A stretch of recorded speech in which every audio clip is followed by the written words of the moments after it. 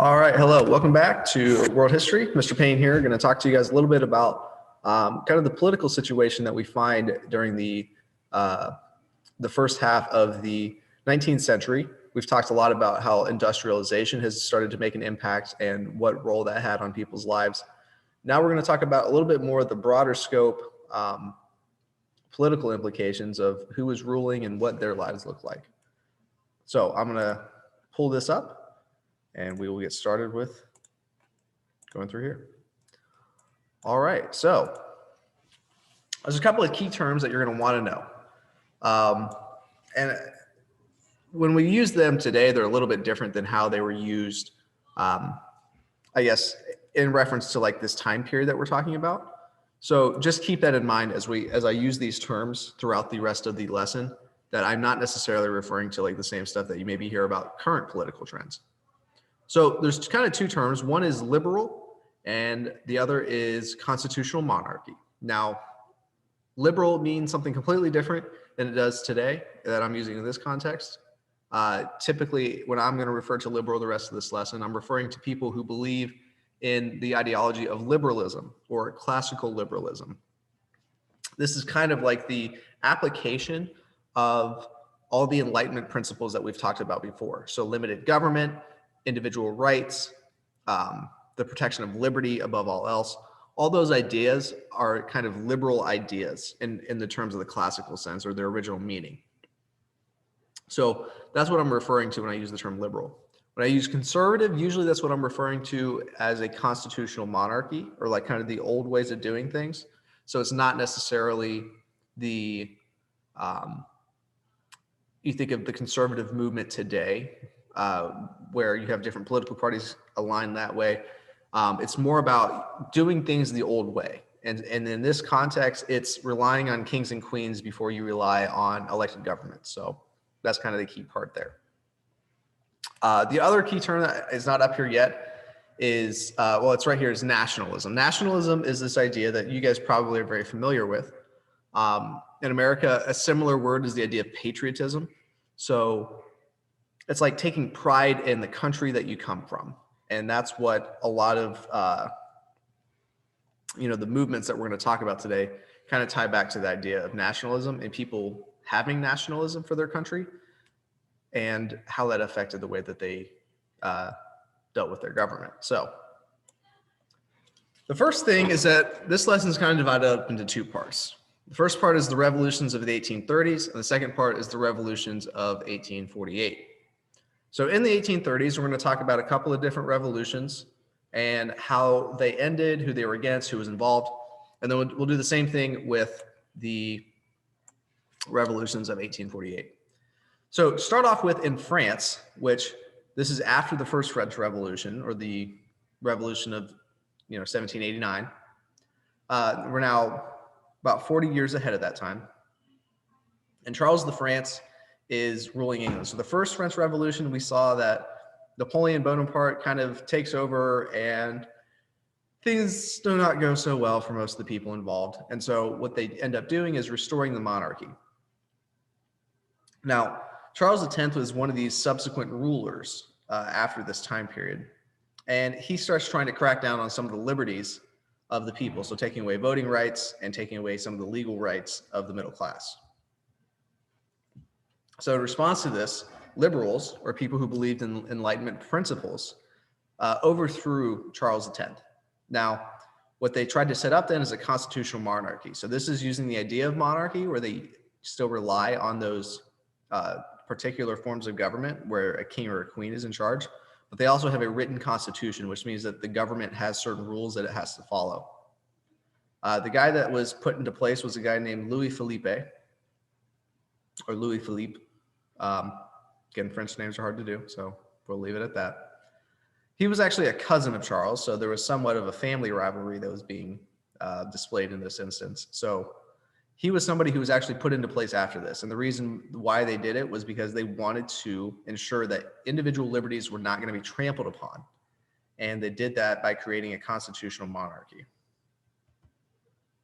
Now, there's actually 3 more revolutions that took place during the same time period that were kind of inspired by the revolution that took place in France. So what you have in France is a really tyrannical government, or what people saw as tyrannical, and they're revolted against it and established a government that they thought was going to protect their rights. And that's what happens in France. Now, a lot of the identity that people had, and the reason that they supported the idea of revolting in France, was that they had a common ideology amongst a lot of the other people. They all spoke similar languages. They had a similar culture. They had the same type of religion that was held among them. They traded the same products. They traded with the same people. And so that kind of common identity, being from the same place and taking identity in a certain set of values, that's what nationalism is all about. And it worked really well in France because everybody got on board, because we're all on the same team and the people who are in charge are not protecting us. So let's get together, work together, and overthrow that government. And that sentiment was felt in all different kind of places in the world. And we'll see in the 1830s, some of them were successful, some of them weren't. So in Belgium, which is near France, Belgium was actually being ruled by the Dutch Republic, so in the Netherlands. The Netherlands was a more powerful country at the time, and they had control over modern Belgium. Now, Belgians, they start revolting, and they are able to win their independence. Another one was in Poland. Now, Poland is further into the eastern portion of Europe, and they were actually being controlled by Russia at the time. So Poland revolts, trying to win their independence. They have some success, but they're ultimately squashed because their army just isn't big enough to fend off Russia, which was a big player at the time. Another example was Italy. Italy tried to revolt. A lot of the states in Italy, so the different regions of Italy, were controlled by Austria. And with some success, they were able to repel the Austrians from the region. But overall, the Austrian Empire was too powerful to do it. So the big difference to understand here is that these countries, so you think of Italy and Poland and Belgium, they were all their own countries today. And the reason why is because they had a sense of uniqueness to them. There was something that those set of people had in common that they didn't have in common with the people who were in charge of the government at that time.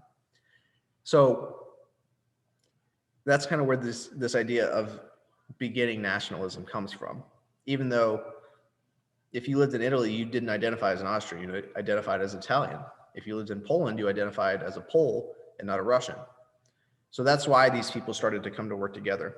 Their success in overthrowing those governments that ruled them was not present because the powers were just too strong for them to overcome. But what they started to do was build a common culture and a common identity that they could rally behind in the future. So fast forwarding about 20 years, stuff kind of blows up again. So going back to France, while they did institute some constitutional restrictions on the government, the new king, Louis Philippe, did not institute these reforms. So even though he said, I promise I'll do what I'm supposed to do. I'll make your guys' lives better. I'll give you your rights. And he didn't fulfill his promises. So another revolution happened, more riots in the streets, more people taking up arms, and they overthrow this government. So getting to this idea, you have the very conservatives who are the kind of constitutional monarchy, trust the monarchy, kings and queens are the way to go. You have the very liberal, radical Republicans is what these people would have been called. And then you have people kind of in the middle. Those are the moderates. So the people all the way to the right, or the liberal radical Republicans, they try to set up this temporary form of government. And they want this government to be elected by all men so that people all have a say in how the government works. So this is another picture of a revolution. So this, just to keep in mind, France is kind of a mess right now. If you had been born right before the French Revolution, you would have still been alive when this, it's very likely you could have seen all three revolutions happen in one lifetime. So kind of a mess. Now, what this revolution did was they set up some new institutions as a way to try to help people. One was the idea of universal male suffrage. And this is a very liberal idea, very much so in the idea of we want people to have rights and trusting in the Enlightenment ideas. So suffrage is the term that means you're participating in your civil association somehow. So that would be like voting is the prime example of this. Women were not allowed to vote at this time, but it was prior to this, the only people who could vote were men who owned property. And this opens it up to men who don't own property, which drastically changes the way how government works. Now, another thing that this government did was it set up like little stations for people to go get work if they were unemployed. The problem, though, is that they didn't necessarily have all the money to pay for everything. So the moderates, who are kind of in the middle, they end up trying to shut down these shops because they're not going to be able to pay the people at some point. Now, this upset a lot of people, which sends more people into rioting. And the radical Republicans kind of lose control over having a more liberal democracy. So after all the chaos kind of settles down, people kind of cool their heads. They set up what is known as the Second Republic, which is the First Republic would have been set up immediately after the First French Revolution in 1789, around this time. The Second Republic was set up, and this is the same government that is running France today. It follows the same, constitution and traces its history back to 1848. And what it does is it has a parliament that it's elected by the people in the area. So then it also allows for people to vote on a prime, not necessarily a prime minister, but a president. So that is kind of the other thing that. Right. So the new government now has a president, so it's democratically elected. So this third finally time French Revolution, they finally get things put together. Now, talking about a couple of different other countries, we'll have to just do a quick flyby of the different countries to see how they handled these kind of sentiments. So this is 1848. People see what happens in France, and so they get really excited about maybe we can do this in our country too. So in Germany, some people were kind of getting a little upset and calling on the government to institute these reforms. So the German heads of states, so Germany, again, if we can remember back, is actually not necessarily one country, but Prussia is kind of the biggest one, and all the other ones are these smaller states, or like we would look at them as kind of like states that operate independently, and they kind of work together with some of the other states, but they don't necessarily work together with all of them. They call all of them together at the Frankfurt Assembly, is what this meeting was called, and they propose to institute these reforms, and they try to get them into place. But what happens is Frederick Wilhelm IV, who is the grandson of Frederick the Great, he rejects this proposal. And the reason why is that he doesn't want to be in charge of a country that has people electing. He's a very old school conservative kind of fella. He doesn't believe that people should have those rights, or if they should do, that it shouldn't affect government. So the unification of Germany failed in that aspect. Now, about 30 years later, actually less than that, about 25 years later, Otto von Bismarck is another guy in Germany. He was able to unify them, but at this time they weren't able to because the sentiment of the leaders was not there. In Austria, we remember Austria. This was a multinational empire, which means that it covered a lot of different groups of people, a lot of different countries. So very, very big, and not all of them necessarily share that idea of nationalism. Now, going back to Germany, trying to foster the sense of nationalism, of saying, hey, we're all Germans, we all speak the same language, we should all work together. That was what one of the goals was, is that people wanted to have that identity, but just not enough people were able to. If you go to Austria, nobody has that identity. The people who identify as Austrian are a very, very small group of people. Most of the people who are under the Austrian Empire actually don't identify as Austrian.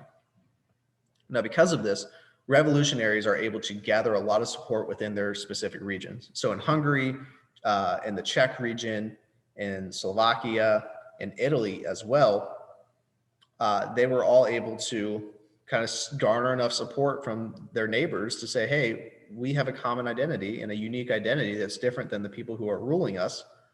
Let's try to form our own country. Now, they weren't very successful because you have giant armies like Austria and Russia coming to attack you, but they really start to get the sense of nationalism growing. And here's a photo of the Russians coming and burning everything to heck. So Good luck. Good luck. Italy was a little bit different. Italy was also kind of controlled by the Austrians, but they also had a little bit more independence. Now, the northern states started revolting, and Italy was divided up into 9 different states. It's important, just so you guys know, like what Italy's makeup was, and a lot of them were kind of influenced by the Austrian Empire. And they started to revolt and were fighting really hard, but the Austrians were able to quell their rebellion. So again, another failed instance, but they wanted to push back against something, and they also had the driving force of something. So the pushback force was, we don't like these people running our governments. We want to have rights. We want to have a liberal government that protects our rights. The other thing is this idea of nationalism. It's not just that we want to institute these new reforms in this government, but we want to run our own government because we're our own people. And so that's kind of the 2 driving forces that you see in Italy. So why did all these things fail? Well, it's kind of hard to say for each individual instance, but there's 2 general rules that we're going to follow as far as trying to understand how they failed. So the first one is that moderate liberals and more kind of radical liberals, they weren't able to work together after they had experienced some success. And we saw that in France, for example. So like when they start to win a victory and they have a chance to make decisions, people disagree about the decisions. Even though they agreed about something earlier, they disagreed about what to do now. And when they do that, it makes it easier to have the old version of the conservatives come back in and say, hey, all this craziness, let's cut it out. Let's just go back to the way that things were. They were working just fine. We don't need to change everything. And when you guys try to change things, you can't figure it out. So those, ideologically, they were divided even after success. Also, they're divided ideologically, but also ethnically and culturally and nationally, you could call it. So what you see in Italy, for example, there's a lot of people who, while that we think of Italy as one country today, they didn't necessarily think of themselves as one country back then. They thought of themselves as 9 independent states.